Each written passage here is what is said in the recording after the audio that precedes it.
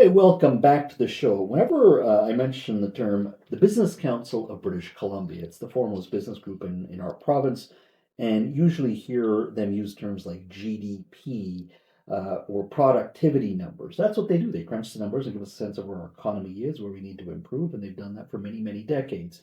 Well, recently they've come up with another number, and it's looking at, I guess, a different type of economics, Swiftonomics. That, of course, refers to the economic influence of musician Taylor Swift. Now, you all know that in 2023, Ms. Swift embarked on her Eras tour, and it has grossed over $1 billion, the highest grossing concert in the history of rock and roll. And the impact is significant. Overall, one analysis of the Eras tour that said it could generate almost $5 billion for the U.S. economy. The U.S. Travel Association said the figure may be closer to $10 billion when factoring in the indirect spending of consumers. So we were actually quite curious as what kind of impact will Taylor Swift's visit to Vancouver? It'll be the final stop, by the way, of the Eras tour. It'll be right here in Vancouver on December 6th, 7th, and 8th. Well, joining me now to talk about this issue is Laura Jones, President and CEO of the Business Council of British Columbia. How are you? I'm great. I'm smiling as you did that introduction because I was thinking this morning the last thing I thought I'd be talking to Johal about was Taylor Swift, but here we go. I know exactly, but we talk about all the big picture economic numbers, which are very important, and actually we'll do that again today. But I think we also need to get a sense of what a phenomenon Miss Swift and her concert, is in all these respective cities. We saw, the impact it had in Seattle. We talked about how high profile it is. Just yesterday, we were doing stories about, of course, the threats from Al Qaeda, sorry, not Al Qaeda, ISIS, and the fact that they had to cancel the concert in Austria. But the impact of Miss Swift and her tour are significant. And I guess you and the good folks, very smart folks over there at the BCBC, crunch some numbers. Yeah, credit to my staff for coming up with this one, but we do a biz quiz on social media sometimes. And so our biz quiz of the week was, what is, in addition to the on top of the ticket price, how much do average Swifties spend when they're going to these concerts? And about a third of the recipients of the quiz got it right, I think, but it's a big number, Jazz. $1,500 on top of the ticket price is what they're spending. So this is hotels, restaurants, going out for drinks. Maybe you're staying for the weekend instead of just for the night in town. So it's a big number, and people. There's a term for it. It's called the Swift lift. Okay, now I'm going to be a little bit of an economics geek just for a minute, because not all of that $1,500 per is going to be a lift. Some of it is a shift. So if you're coming from Kelowna and you would have spent $1,500 on other things and then you're deciding to spend that in Vancouver, it's a shift in where you're spending your money, but it's not a lift for the BC economy. However, a lot of people come from out of province, and that is a lift. So in Seattle, they estimated, so she played in Seattle, I think it was around a year ago, and they estimated that it was 1 million visitors to Seattle who came and spent money that otherwise wouldn't have been spent in the state. So that's the lift part of it. That's the lift, and then if I recall, in Seattle there was enough to actually.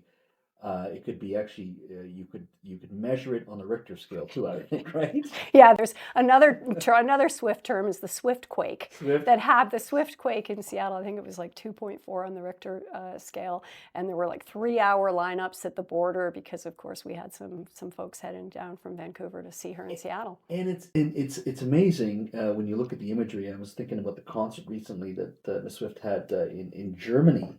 And I guess one of the stadiums there has a hill next to it, and the whole hill was just filled with people. And you saw that in Seattle as well, people outside just enjoying the move. And I'm sure we're going to have probably 10,000 people outside BC Place as well, and that's part of the Swift lift, right? Yeah, and it's great, and the Swift lift goes beyond economics, right? It's fun. She's huge.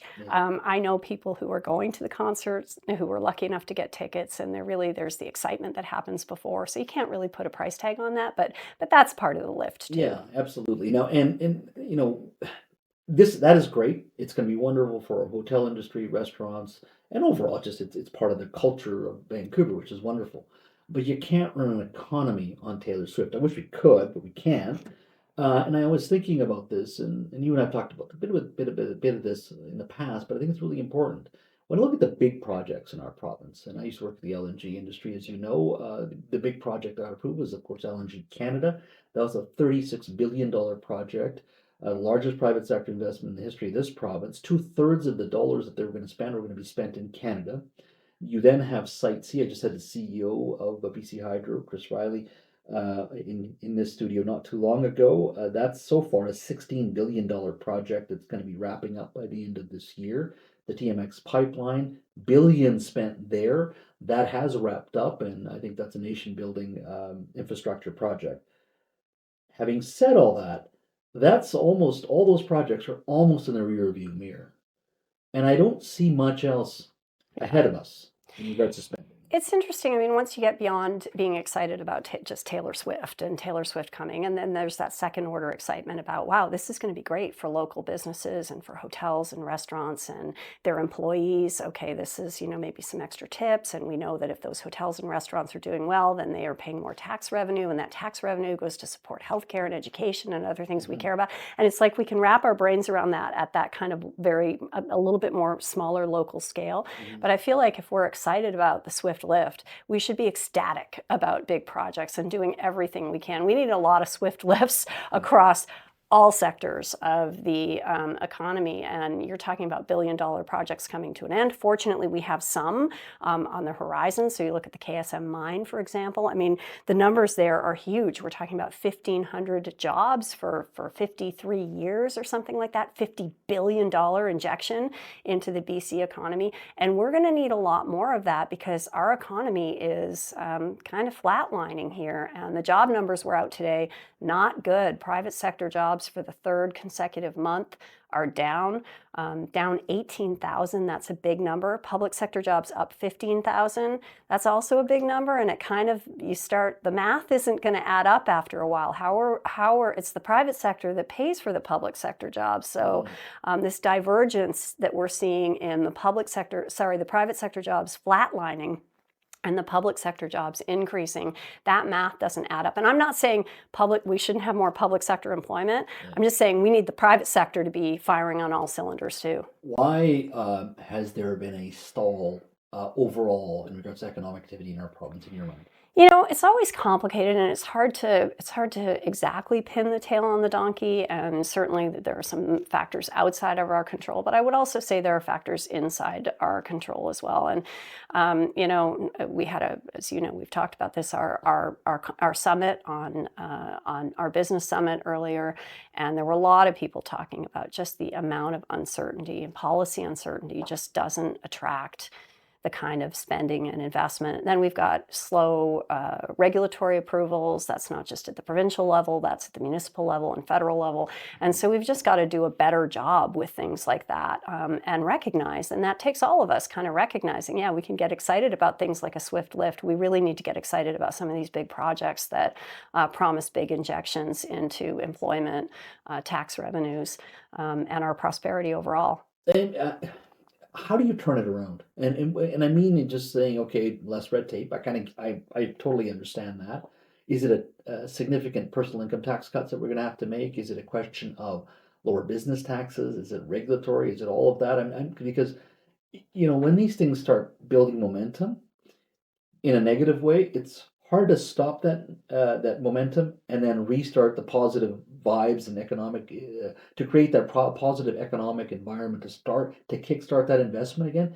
Those are painful periods of time in any province or federal government's tenure. I mean, I get very concerned to say, okay, we need to do X, Y, and Z. Well, to change this province image and then to attract that investment, that's a 3, 4, 5, 7 year. But who knows how long it could take? It is kind of scary, isn't it?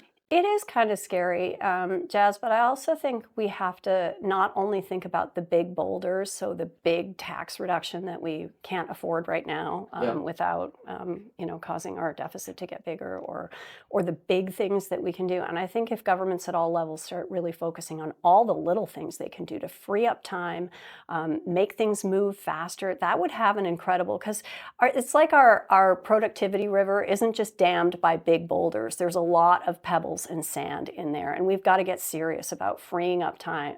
And if all governments did that, that would give us an incredible lift. And that's not as expensive as a big tax cut. But we got to get the flywheel moving in the right direction. And we can't only be worried about the big giant things that are impossible to do today. We've got to start somewhere. It's a hard one to answer, probably unfair to, but I'm going to ask it anyway. I mean, if you're going to invest right now, I don't care what sector it is, wouldn't you choose Alberta over BC? Because I keep hearing that. I've just had some food sector folks on not too long ago, and I talked to business leaders privately. Everybody's going, Alberta's having her lunch. Like we are losing at this point in regards to the economic investments. Yeah, I think it depends a lot on the sector you're talking about, but I'm hearing that a lot too. And the challenge is sometimes that gets said quietly, Yeah. and we need to be a little bit more vocal about that, about what's going on, and we need to get more serious. I mean, I think governments at all levels need to be a lot more serious about the economy. Again, at our business summit, it was said everything needs to be. Two former premiers said everything needs to be put through a growth lens now. I completely agree with that. Like without economic growth, where's the money going to come from to pay for healthcare, education, some of the other social services that we all value? So we need to put things through a growth lens, and we need to start getting very serious about that. We can say Taylor Swift is going to ignore Alberta. She's chosen BC over Alberta. Well, that's right. She's an example, but I thought you were going to ask me what my favorite Taylor Swift song was. And so, well, it's the one that hasn't been written yet, Jazz. It's the Prosperity Anthem. There you go. Laura Jones, as always, thank you so much for your time and educating us. $1,500 per person is a Swift lift, but we need more than just a Swift lift for the economy, that's for sure. Thanks so much. All right, that is Laura Jones, President and CEO of the Business Council in British Columbia. Back after the break.